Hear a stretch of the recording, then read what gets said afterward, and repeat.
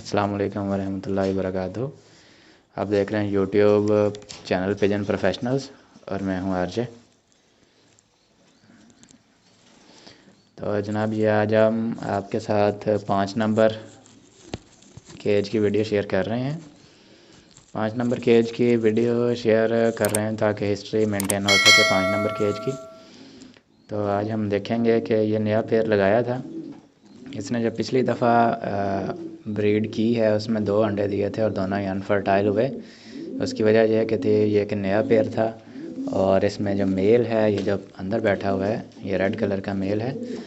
ये जनाब पहली दफ़ा लगा है, तो फीमेल जो है वो भी पहली दफ़ा की है। तो पहली दफ़ा जो है वो अक्सर औक़ात जो हैं वो अंडे अनफर्टाइल हो जाते हैं।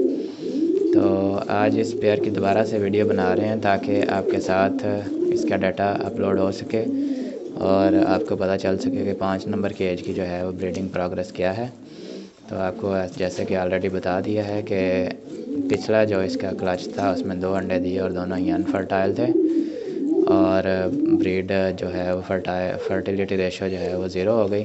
तो इस दफ़ा उम्मीद है कि ये दोनों पेयर जो हैं, ये जो पेयर है ये हमें फ़र्टाइल अंडे देगा। उसकी वजह यह है कि क्योंकि इसने अब दूसरी दफ़ा क्रॉस करना है। पीस छोटे होते हैं जिसकी वजह से ये क्रॉस सही नहीं कर पाते, एक्सपीरियंस नहीं होता। तो आहिस्ता आहिस्ता जैसे जैसे पेयर ओल्ड होता जाता है, उम्र गुजारता जाता है, तो वैसे वैसे उसकी जो है फर्टिलिटी रेशो में इम्प्रूवमेंट आती जाती है।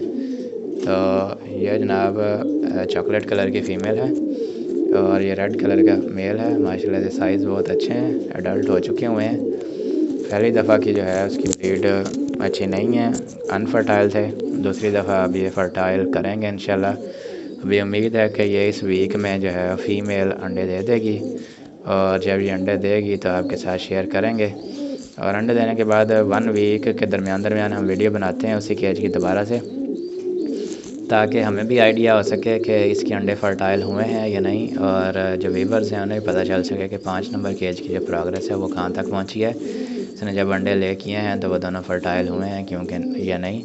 फर्टिलिटी रेशो देखना बहुत ज़रूरी होती है, उससे आइडिया होता है कि हमारा ये पेयर है वो किस तरह चल रहा है, उसने आगे हमें प्रोग्रेस देनी भी है या नहीं। प्रोग्रेस जो है उसकी जो सालाना प्रोग्रेस है उस पर डिपेंड कर रहा होता है उसकी फर्टिलिटी रेशो। लेट्स सपोज अगर हम एक पेयर की जो है वो अंडे चेक नहीं करते और कहते हैं कि ठीक है भाई 28 दिन के बाद ही देखेंगे बच्चा बना है, निकला है या नहीं, यानी कि 18 दिन के बाद, तो वो ख़राब हो जाता है काम। क्योंकि बाज़ ज़्यादा ऐसे होता है कि उसने अनफर्टाइल किया हुआ है, एक अंडा फ़र्टाइल है, या हो सकता है कि दोनों अंडे तो फ़र्टाइल हों लेकिन आपको डेट भूल जाए कि इसने कौन सी डेट को अंडे दिए हुए हैं। तो उससे क्या होगा कि आपका पेयर जो है ख़राब हो जाएगा।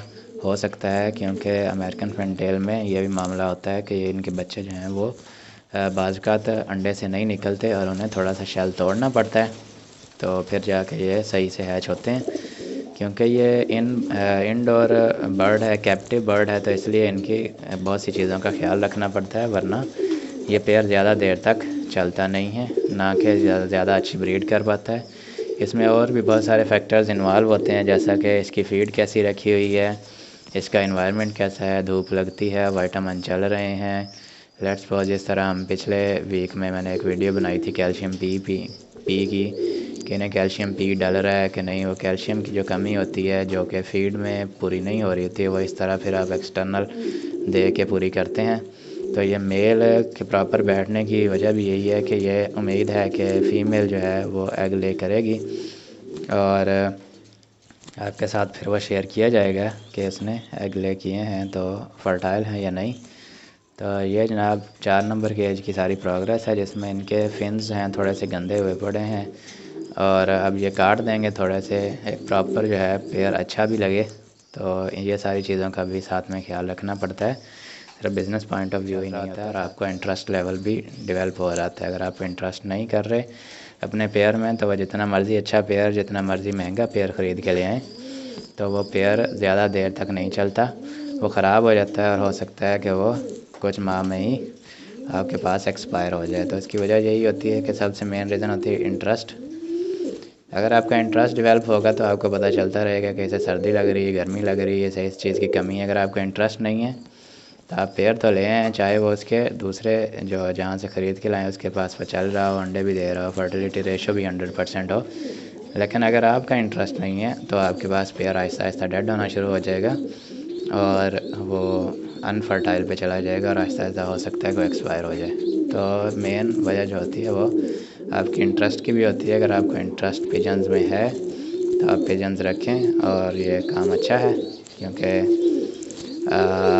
इस वीडियो के बाद आज का प्लान है कि हम एक कुछ पिजन्स जो हैं वो बेच के आएँ टोरंटन मार्केट, क्योंकि ये लाहौर में वीडियो बन रही है तो हमारे करीब जो है मार्केट जो है बर्ड्स की वो टोरंटन है।